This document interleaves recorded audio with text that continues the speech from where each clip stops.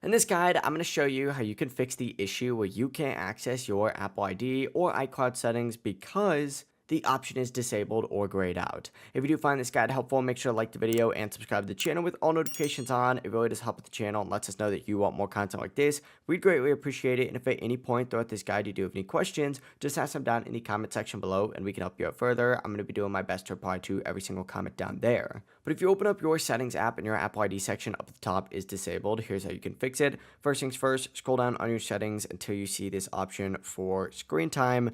Open up your screen time settings and then scroll down till you see the content and privacy restrictions tab right here.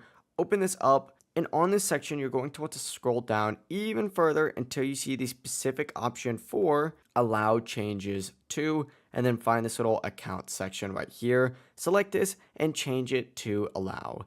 You will be asked to enter in that screen time passcode. If you don't know it, you'll need the person who set it up to enter in that screen time passcode for you. But whenever that is done, simply go back out to your settings again. And if you go all the way up to the top, you're going to notice that your Apple ID and iCloud options should now be available again. If this guide did help you out, make sure to like the video and subscribe to the channel with all notifications on. It really does help the channel and lets us know that you want more content like this. We'd greatly appreciate it. And if at any point throughout this guide you did have any questions, just ask them down in the comment section below and we can help you out further. Have a great rest of your day. Peace.